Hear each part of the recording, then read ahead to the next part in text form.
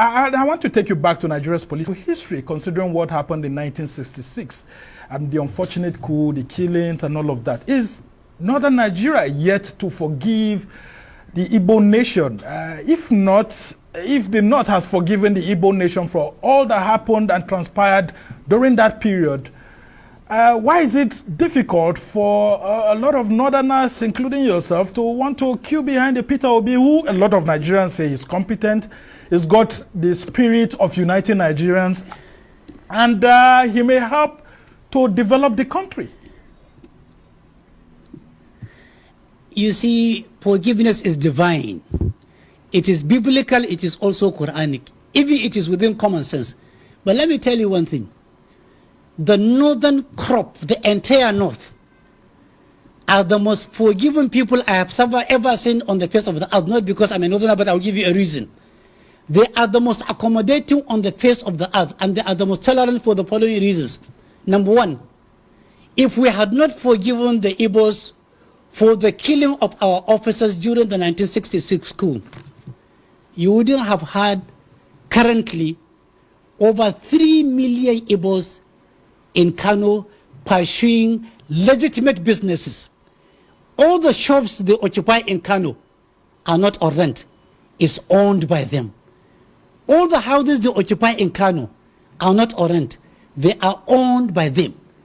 They form part of the commercial nerve of Kano commerce. All the churches they have built in Kano, as at January this year, there are 4,980 churches fully certificated by Kano state government, owned by Igbos, presiding over, and they are living in peace in Kano. Ask any Igbo man if he has any threat in Kano to his commerce, to his life, let me just come in here. It can't be owned by only Igbos. It could be other Nigerians, including Northerners, who are of Kano origin, who are Christians. You made a specific mention of if we have not forgiven Igbos. If you had said that, it is going to be an open-ended, I can tell you, but I'm specifically answering your question. Go to Katsina. Churches are owned by Igbos. Businesses in over 600,000 people who are under construction in Katsina are living peacefully. Go to Sokoto, go to Zamfara, go to Kebbi, come to Kaduna. Millions of Igbos are all over the north. They are not even where, they are nowhere. They have the largest number of presence in the north in terms of their physicality, in terms of their business, in terms of their socialization, in terms of everything. If we are not accommodating, if we are not forgiving, if we don't look other side, if we don't turn the cheek, they wouldn't have been here. We have turned the other cheek. If you tell us how many cheeks, we turned the right one, it was slapped. We turned the left one, it was snapped. We kept on turning the invisible cheek of love so that Nigeria can remain peaceful. North is very accommodating, it is very tolerant. Okay, if that's the case, then why do you have a problem with Professor Ango Abdullahi working with Olusegun Obasanjo to support a Peter Obi potential presidency if he wins the election in 2023? Don't you think that by taking this position, you're sending the wrong message that someone who is a Peter Obi from the southeast should not be easily accepted by Northerners? You are not even understanding me. I said, politics is an open market. It is a game of negotiation. Of course, it's a game of numbers. Let Peter Obi come over to the north and sell his candidature. We will weigh him, we evaluate him, we assess him based on his own presentation, not through a third party. And I don't have an issue for the records with Ango Abdullahi. He's an elder statesman, much older than me. I respect him. He has given incalculable contribution to the development of education in the north. But the objection I have is that he is an active member of Northern Elders Forum, presumably speaking for the north, for the downtrodden northerners, for the poor northerners, for the traumatized northerners, for the dispossessed northerners. That is his selling point, speaking for the North. And all of a sudden, fully aware of history records, of the antecedents of an Obi as a governor, how can he convince Northerners that he's not speaking from both sides of the mouth? In one breath, you are said to be protecting the North, projecting the North, promoting the North and Northerners and Northern interests.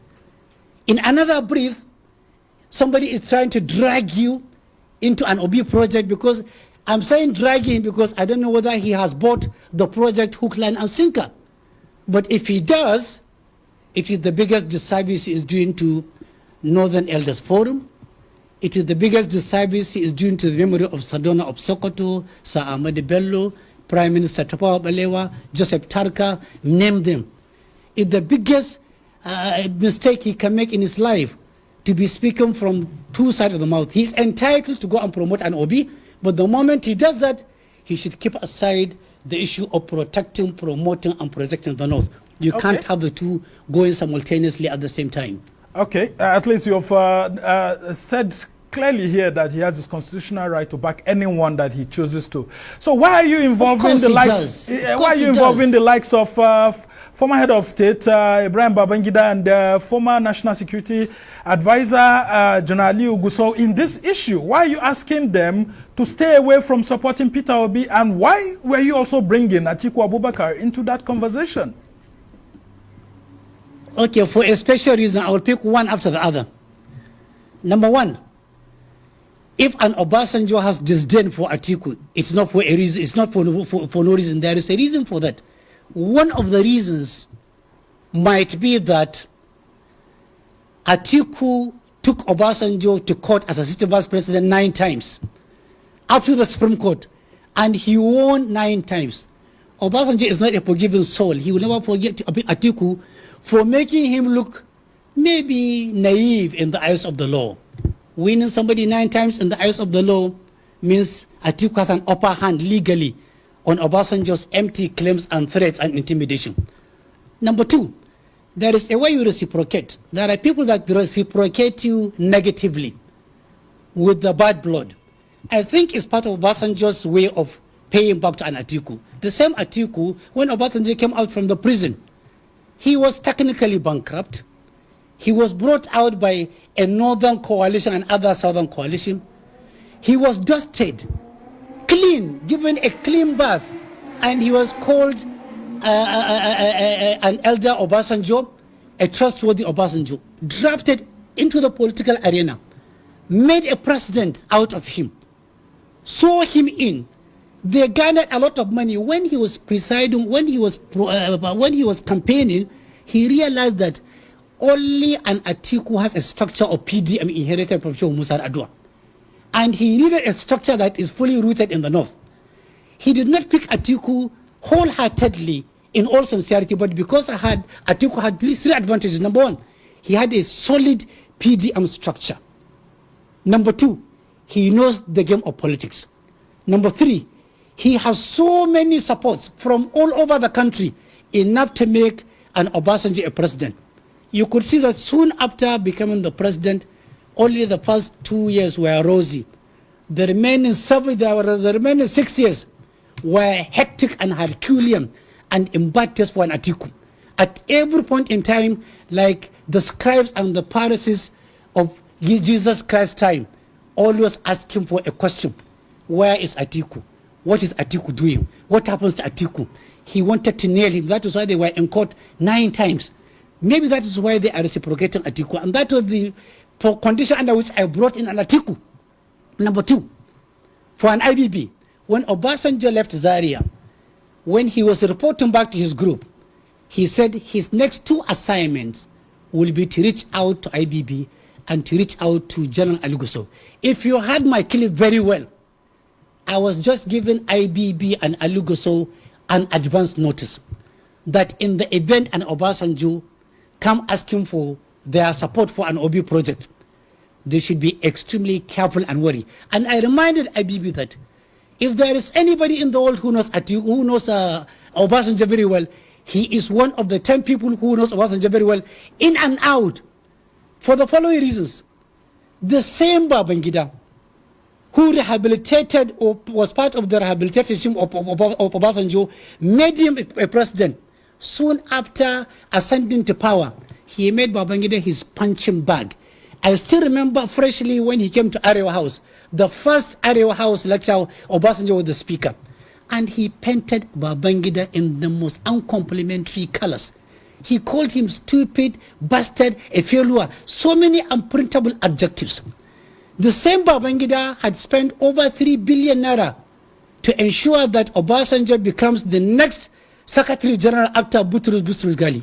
But in spite of all this magnanimity, Obasanjo gave Babangida's regime endless trouble, more than the scribes, the biblical scribes and the Pharisees. So I told Babangida, remember, be a prisoner of history. Remember what Obasanjo did to you. Ensure that if Obasanjo comes in for an OB project, at the least you can do is remain neutral. Okay. Remain indifferent. We don't have He enough... has injured you in the past. He will continue to injure you. We don't have And enough I also time told left, Ayubu so that Madishehu. Obasanjo may come over to you. Be careful, be wary. Okay, Madishehu, we don't have enough time left. I should try to round off this conversation very quickly. So you are saying that if Peter Obi comes to the North on his own without an Obasanjo, the North will give him more listening ear. And some people will want to question your credibility or your credentials for wanting to speak for the North. Who appointed you the right speaker for the North? Since you don't belong to Arewa Consultative Forum or the Northern Elders Forum, on what platform do you have these credentials to speak on behalf of the North?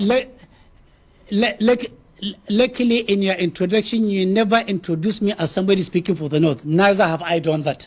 That is number one.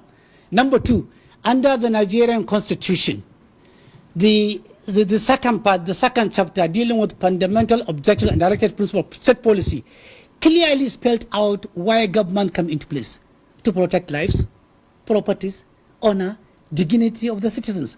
And where they have failed to do that, I have a civic, moral, constitutional, ethical responsibility to speak out without claiming to speak on anybody's behalf, exercising my own rights as a citizen of Nigeria, unless we are going to dispossess me of that right. Number three, it is politics. I am a stakeholder, a registered voter. I have my own choices and I have my own preferences. Okay. Part of my preferences and choice is to speak out loudly. If you speak the truth, you die. If you don't speak the truth, you die. Okay. I would rather speak the truth and die. Okay, so just before we go, I didn't hear you saying anything about Bola Tinubu and the APC. Is it an admittance that the North may likely be in bed with the APC and its candidates, and so that's why you are going so hard against Tinubu, and you're talking more of Atiku and Peter Obi? I don't have any problem with Bola. I don't have any problem with Bola Tinubu. The only problem Nigerians have with him is let him come out through a credible media like Arise and tell people his real name, the schools he went to, his genealogy, his background, the source of his wealth, his state of health, and so on and so forth, in an open, transparent manner, not being evasive, not hiding behind the scene, and not making empty statements. Gone are the days when you sell people a trumpet card, when you sell people a rotten meat, when you have option to give them a fresh meat. So will you now be saying that your allegiance is to someone like Rabi Musa Kwankwaso of the NMPP? Is that where the North seem to be going at the moment? I guarantee you that the day I make my mind to promote and protect and project a presidential candidate in Nigeria, that day there will be no missing of the words. I will be straight, open, direct to the point, and unapologetic. Okay. Take me on this. All right. We must thank you so much, Madishehu, who is a civil rights campaigner and then, of course, a voice in the North.